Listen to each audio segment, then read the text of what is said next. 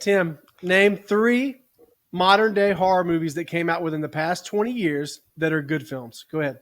The Ring. The 2003. Ring. Try again. It's 2024. The The Ring 2.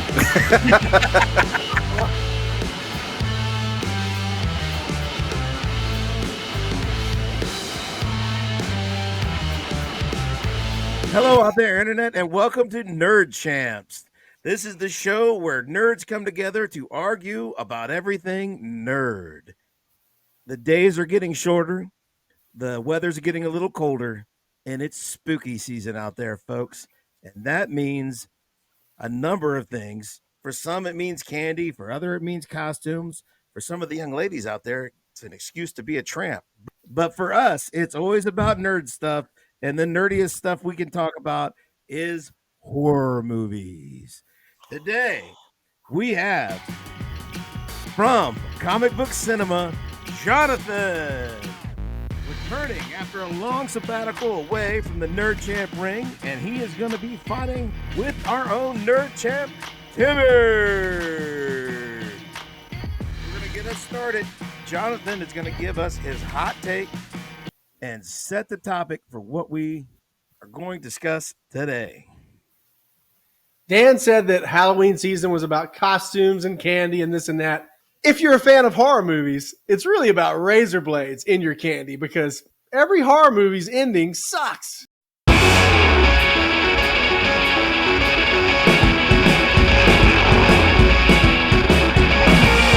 right, Tim, you heard his statement. What do you think?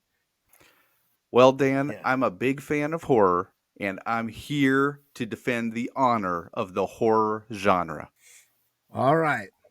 Jonathan is going to get 2 minutes to make his case for crappy horror starting now.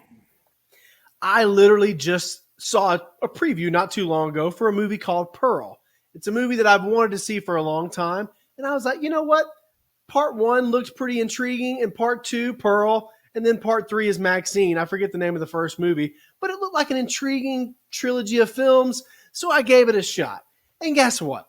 The end of the trilogy is literally the dumbest, darkest, leaving you with a sad feeling in your heart ending I've ever seen. I mean, it was a complete waste of 6 hours.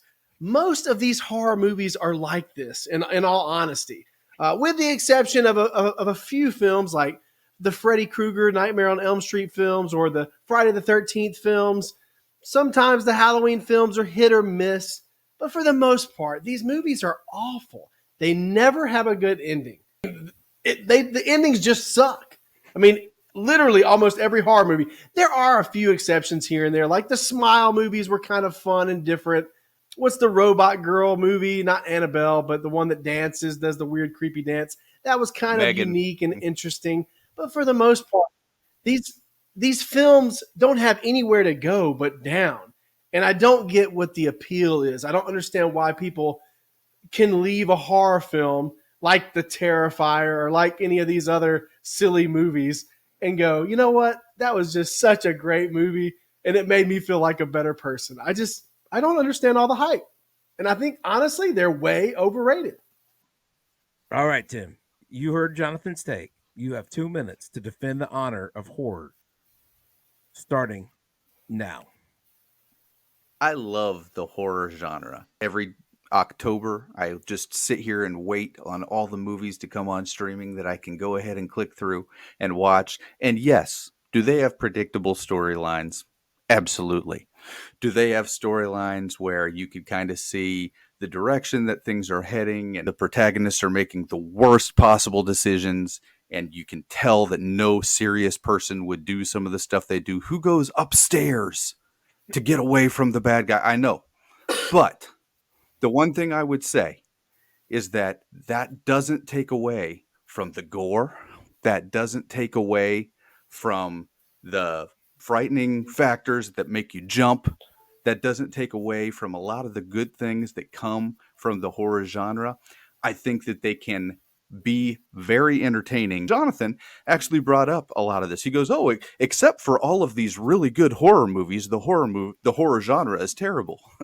But Halloween was a great franchise. Friday the 13th was a great franchise. Nightmare on Elm Street was a great franchise. There are a lot of other very, very intellectual franchises like Saw. And do some of these franchises get worn out with sequels? Yes. But does that mean you can't find entertainment in these franchises? No. I believe that the horror franchise is one of the most successful franchises because they know how to get what they need from their audience, and that's how to scare them to death, to make them lock the door when they go in to take a shower. You lock the door when you're in your house alone during the night. There's all kinds of things that come to our mind when we watch these horror movies, and that is what I think the legacy of these movies actually is. All right. Coming in at 2 minutes. There's Tim with a hot defense of the horror genre as it stands. Jonathan, you're going to get 1 minute to tell Tim why he's wrong. Starting now. Tim is simply wrong, guys. There's nothing more to it. If you look at the Rotten Tomatoes in the box office of a lot of these films, it speaks for itself. And sure, the first Saw was pretty good and a clever twist, but let's look at Saw 4 or 5 or 6. Like you mentioned the sequels. I mean, yeah, basically all the sequels to these films absolutely suck. That's what ends up happening with these movies. And they have lower budgets. And like I said, 9 times out of the 10, the ending is going to be awful. It's really, yes, there were a few diamonds in the rough in that genre, but at the end of the day, they just don't have that much to offer. And once again, I don't understand why somebody would be able to watch these films and at the end of it think, oh, I'm a better person now, or I really enjoyed my experience that I had with this film, when the character that you're introduced to at the beginning of the movie ultimately is going to die. It just doesn't make any sense to me. All right. There we go. Now, Tim, you've heard Jonathan. You're going to get 1 minute to rebut his rebuttal, starting now. The one thing about these franchises, though, Jonathan, I think you mentioned the sequels. You mentioned how the sequels are terrible. They are, okay? I'll acknowledge that they're terrible. That doesn't mean that the idea was terrible, and it doesn't mean that they started that way. They got greedy, they got hungry, and that's exactly what happened. However, these franchises are self-aware. And that's one of the things that I think is great about it is they know the themes are played and they know that all of the stuff doesn't make sense. That's the whole purpose of the Scream franchise, is to kind of hold a mirror up to the horror genre and say, these are all the tropes that come constantly throughout horror. And this is how you get through a horror movie. But the one thing I would say is that just because it's self-aware and just because they kind of have that idea right there, that doesn't necessarily make it bad. You can still have the entertainment, if for nothing else than for the gore and for the way that you can, get scared to death just over something silly. I almost would prefer something silly scaring me like that than to something serious. The original Night of the Living Dead was not a great movie. Okay, but it is one of those movies that was just so bad that it was almost great, And so I just think that those are the kind of things that when I'm talking about the horror franchise, specifically around this time of year, I just want to be entertained, and they're very entertaining. Okay, we're coming to the end now, and it's time to sum things up and try to give us some guideposts. First off, Jonathan made some very good arguments, but I'm going to have to give you some penalty points, put you in the penalty box for calling the horror genre silly with a Superman 4 poster behind you. You can't sit in front of a Superman 4 poster and declare a whole genre silly. Okay, but I mean, silly is you don't get a lot more. I mean, you can like it, you can not like it. You can't say it's not silly. So that's a penalty point, but you have made some good points. The indies are usually anticlimactic. Anticlimactic endings aren't that great. Tim has pointed out a lot of great movies that have good points, if not maybe the greatest conclusion. I don't think the self-improvement argument is holding a lot of sway. I don't know that you always need to leave the multiplex feeling like you're a better person. That's important with heroic fiction, which we know that you're very much a fan of. But not all film and not all fiction has to have a heroic bent. But I still think this is a neck and neck fight. It's anybody's debate to win. We're going to open this up to the floor, and we're going to have just a roundtable discussion of horror movies in general. And you guys can throw the punches and go at it, and I'll weigh in some too. We're going to give ourselves 3 minutes starting now. Tim, name 3 modern day horror movies that came out within the past 20 years that are good films. Go ahead. The Ring. Right? 2003. The Ring. Try again. It's 2024. The Ring 2. Come on.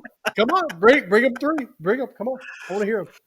So, okay, well, we're not gonna spoil anything for a future video, but Rob Zombie's Halloween, I am a huge fan of. Okay, I know a lot of people are not. I'm a huge fan of Rob Zombie's Halloween. year is We're gonna that? move away from any qualms that you have about that film right now because we have a debate that's coming up later. Okay.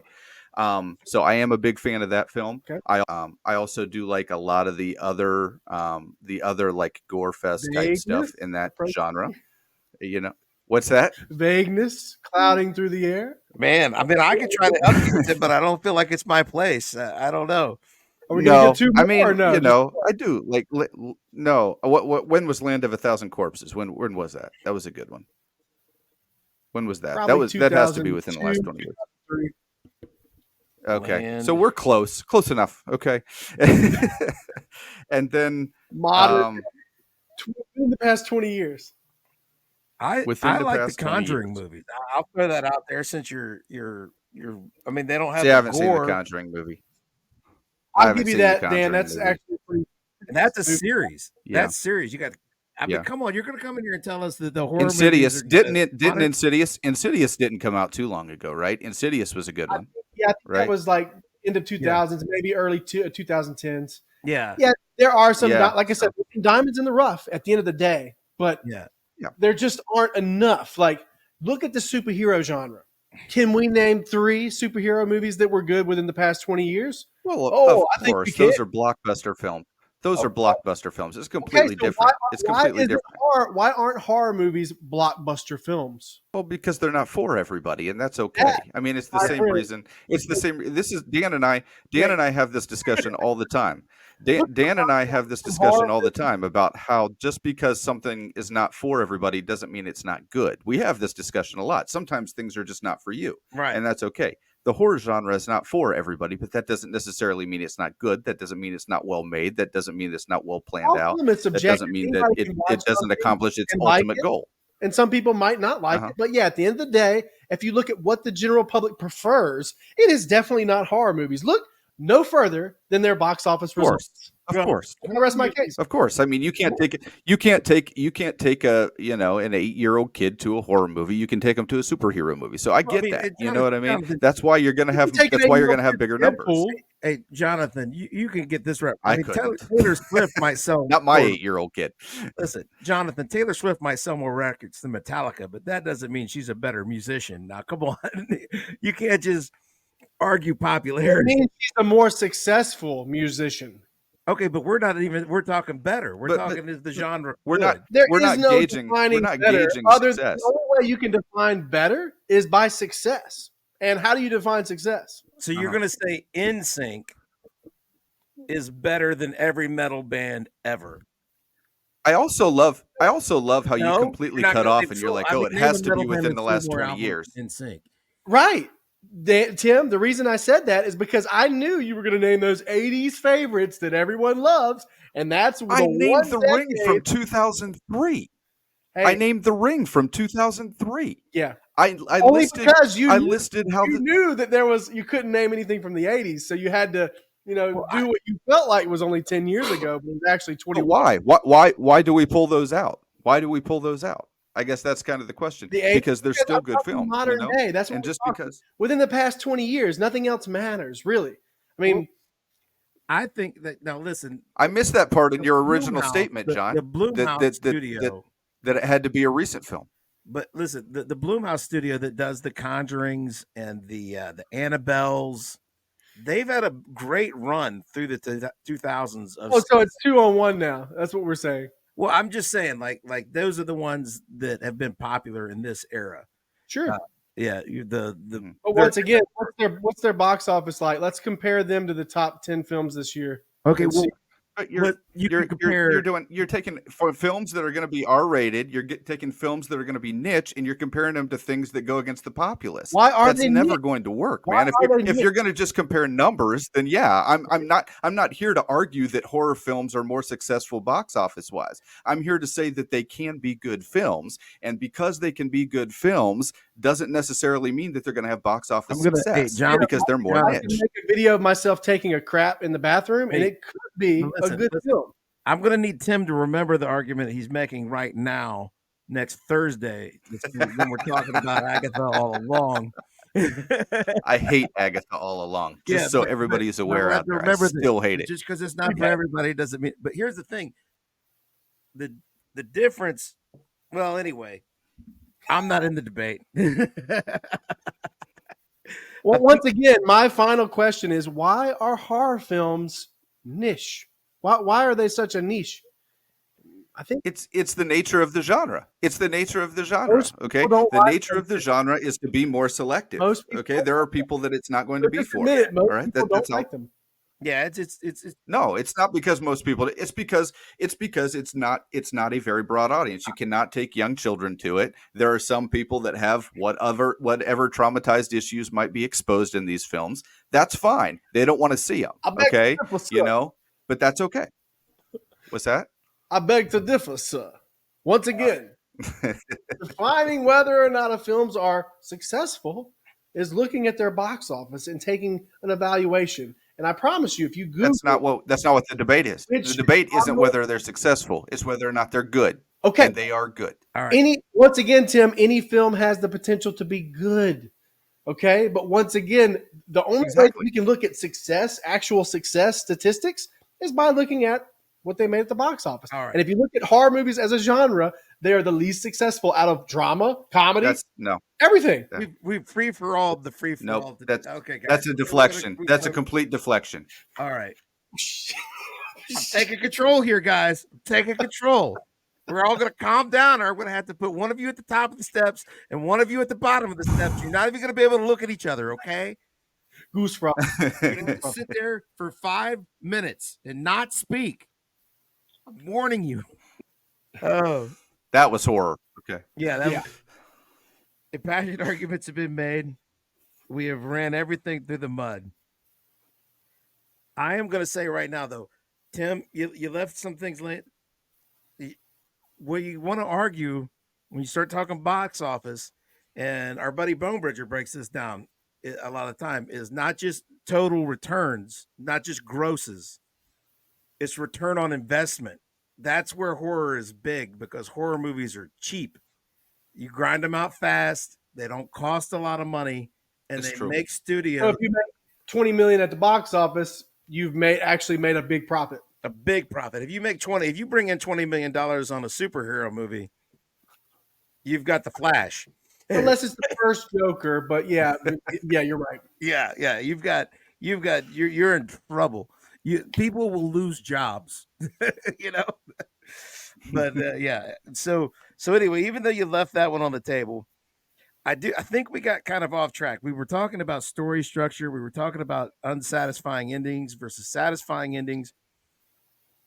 I think there was an argument that was being more put together there. We got taken off that path. It was still a good debate, but based on the fact that one person tried to keep us on that path, I think this episode's nerd champ is going to be Tim.